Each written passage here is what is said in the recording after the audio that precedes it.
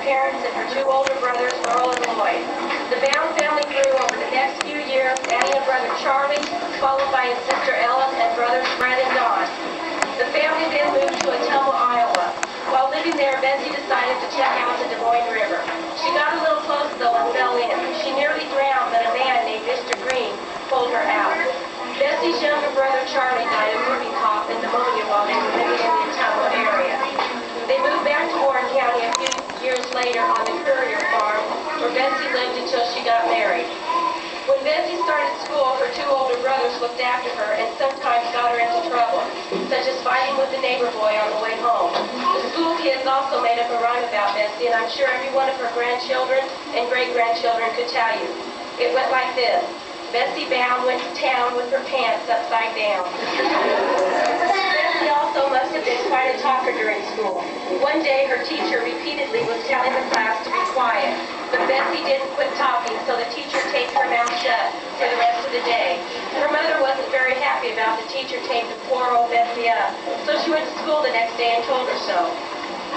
After nearly drowning in Ottumwa, Bessie became afraid of water.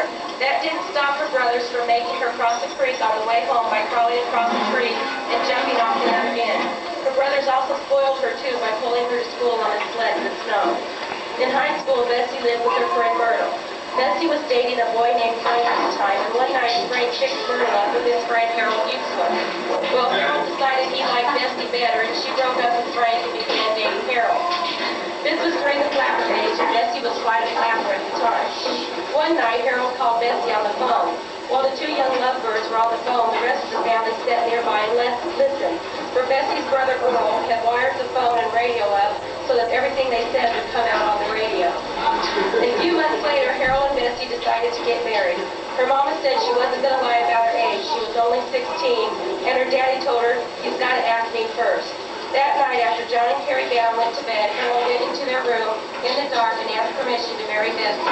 The answer was yes, and on February 26, 1929, in front of an old coal bucket at her grandparents' home, Harold Eutsler and Bessie Bound were married by Bessie's grandfather, Reverend C.G. Hollingsworth.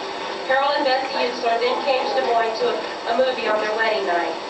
They then moved to a farm in Warren County. It was there that their three children, Ruth, Jean, and Katie, were born. After Bessie's mother died in 1932, brothers Fred and Don and her father lived with them a good many years.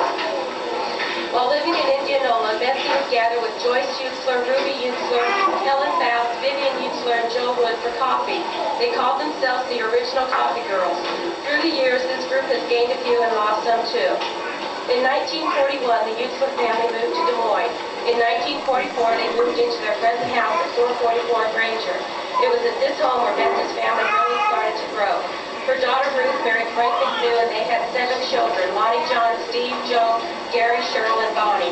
Her daughter Jean married Bill Griffith, and they had 4 boys: Mike, David, Jeff, and Jerry.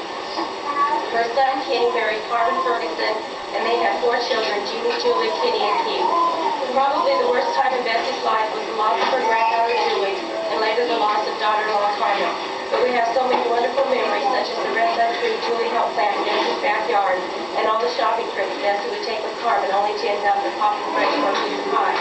Through the past few years, Bessie's great-grandchildren have outnumbered the grandchildren, with 20 great-grandchildren. Shannon, Christy, John, Frank, Alan, Lori, Jeremy, Joni, Carrie, Pamela, and Robert McNew, and Shelley and Brian and Brittany and Jesse and Jason Griffith, Bill and Jody Martinez, and Jason and Jeff McNew. Also, there are 5 step-great-grandchildren and 1 step-great-great-grandchild. After moving to Des Moines, Bessie became a member at Jordan United Methodist Church. She became busy being a full-time grandma, making cookies, candy, pie, rolls, and the best pot of spaghetti and meatballs you'll ever find. Her grandson, Gary, started calling her Granny Goodwitch after a character on television. The Good Witch was soon dropped, and she became Granny to everyone. In 1965, she was hired to work for Uncle John Smith as a companion for Aunt Dolly. She took care of her and enjoyed the time she could spend with her. A few months before Bessie's 68th birthday, her granddaughter Sheryl and granddaughter-in-law Becky took her to an Eddie Rabbit concert. They decided afterwards it was about time Bessie learned to scoot the loop in downtown Des Moines. They drove down the loop, and while Becky and Sheryl talked to the boys, Bessie hid her face in a book. After a few young boys decided to flirt with them, Bessie decided it was time to head home.